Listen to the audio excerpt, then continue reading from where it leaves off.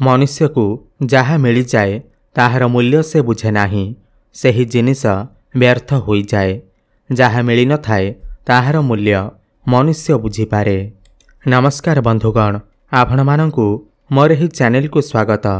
आज ही ज्योतिष कार्यक्रम वृष राशि पाई बहुत अधिक गुरुत्वपूर्ण अच्छी।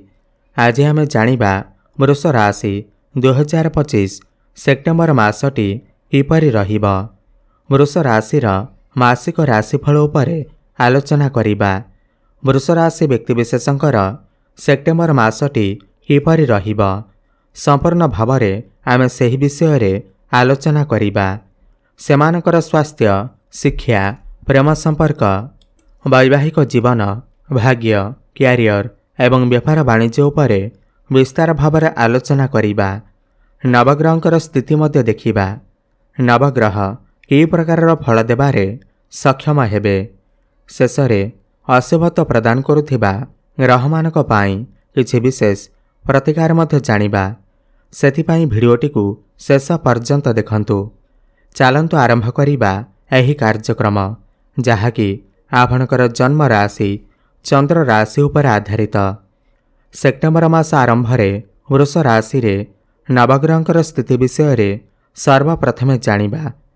एहा पूर्वरु जदि आपणकर भी वृष राशि हुई थाए एवं आपण भी ईश्वर को सच्चा हृदय भक्ति करती, विश्वास करती, तेबे एही भिडियोटी को लाइक करी कमेंट बॉक्स रे जय जगन्नाथ, जय माँ लक्ष्मी अवश्य लिखि दियंतु।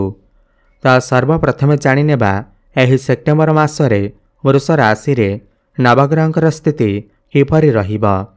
जेबे सेप्टेम्बर मास आरंभ हेबा तो वृष राशि रे नवग्रहंकर स्थिति किछि एही प्रकार रहिबा जेमिति आपण स्क्रीन ने देखुछंती।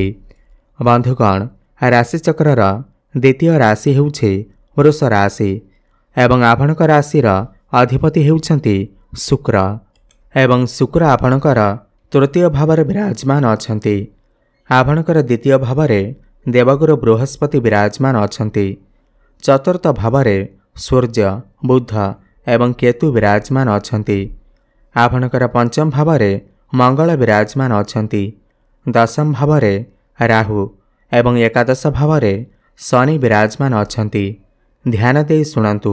सबुठु प्रथमे जानिबा आपणकर स्वास्थ्य किपर रहिबा एही सेप्टेम्बर मास 2025 रे। बंधुगण, प्रथम भाव होई थाए आपणकर स्वास्थ्यर भाव, आपणकर इम्यूनिटी सिस्टमर भाव एवं प्रथम भावर अधिपति शुक्र आपणकर तृतीय भावरे विराजमान अछंती। देखंतु, एही मासरे शुक्र आपणकर तृतीय भावरे अछंती। आपणकर किछि भी बड़ समस्या हेबार नाही, बड़ स्वास्थ्य समस्या हेबार नाही। किंतु तृतीय भावरे लग्नर अधिपति बसिले आपणक भितर टिके थकापण देखा देई पारे। काहेकि ना तृतीय भाव ट्राभेलिंगर भाव होई थाए, तो आपणको टिके अधिक परिश्रम करबाकू पड़ी पारे, अधिक ट्राभेलिंग करबाकू पड़ी पारे, जहाद्वारा आपणक भितर टिके थकापण देखा देई पारे। आपण बाहर खाद्यपेय खाइबा ठारू टिके दूरे रुहंतु। किंतु 15 सेप्टेम्बर को शुक्र आपणकर चतुर्थ भाव को चलन करिवे, सुखर भाव को चलन करिवे। जदि पूर्वर आपणकर किछि स्वास्थ्य जनित समस्या लगी रहिथिला ताहेले 15 सेप्टेम्बर परे आपणकर स्वास्थ्य बहुत भल रहिबा। आपणकर इम्यूनिटी सिस्टम मजबूत रहिबा। एबे जानिबा आपणकर शिक्षा क्षेत्र किपर रहिबा एही सेप्टेम्बर मास 2025 रे। बंधुगण, पंचम भाव होई थाए आपणकर शिक्षा क्षेत्रर भाव एवं पंचम भावर अधिपति हेउछंती बुध एवं बुध आपणकर चतुर्थ भावरे विराजमान अछंती। देखंतु, एही मासरे आपणकर पाठपढ़ार स्थिति बहुत ही अधिक उत्तम अछि। खास करी 15 सेप्टेम्बर परे बुध जेतेबेले निजर गृह को प्रवेश करिवे, आपणकर पंचम भाव को चलन करिवे, तो 15 सेप्टेम्बर परे आपणकर शिक्षा क्षेत्र बहुत ही उत्तम रहिबा।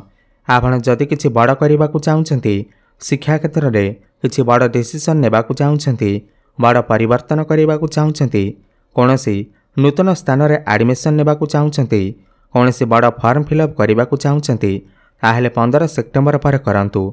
आपणक पय समय अत्यंत शुभ रहिबा। एही मासरे आपणकर शिक्षा क्षेत्र बहुत अधिक भल रहिबा।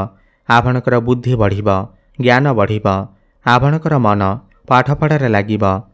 15 सेप्टेम्बर पर जदि आपणकर किसी एग्जाम अच्छी, कॉम्पिटिटिव एग्जाम अच्छी, सरकारी परीक्षा अच्छी, तेबे सेथिरे आपण निश्चिंत भाव में उत्तीर्ण करिवे।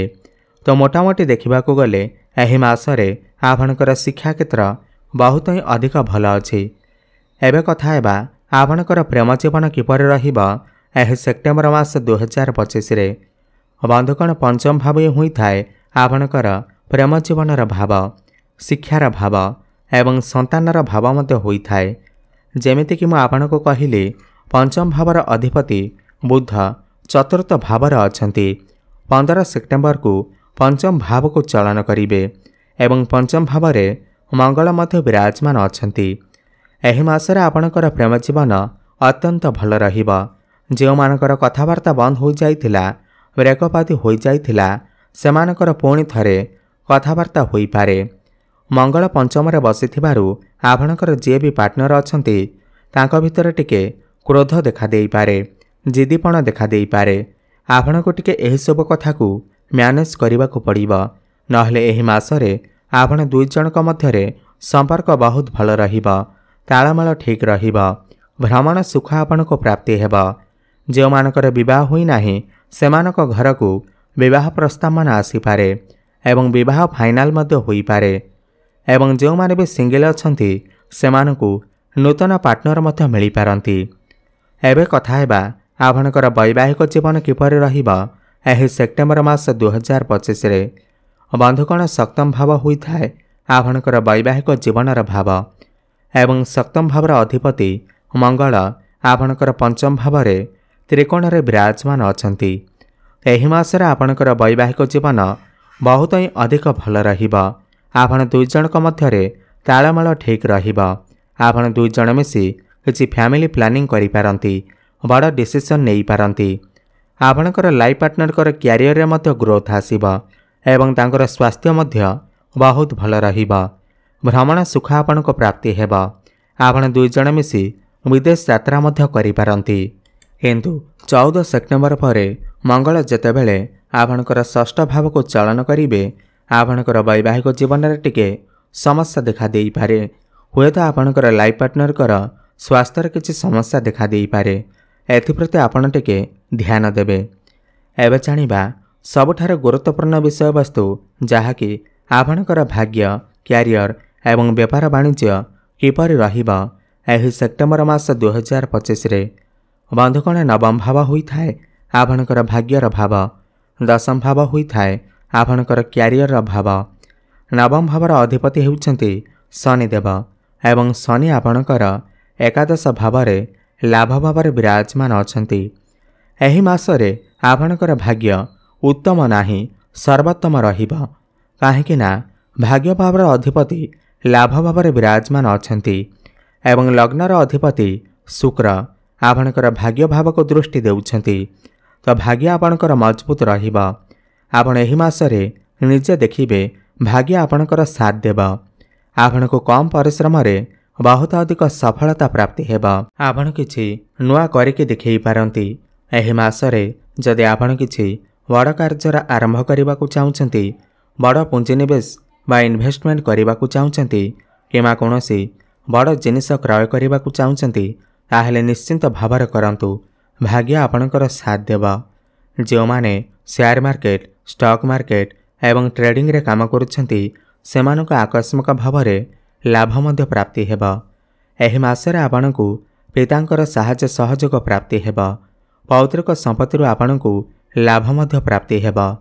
शुक्र नवम भाव को दृष्टि देउथिबारु आपणकर मन धर्म आड़क अग्रसर होई पारे। आपण कौनसी धार्मिक स्थान को मध्य यात्रा करि पारंती। छोट मोट जगह को मध्य यात्रा करि पारंती।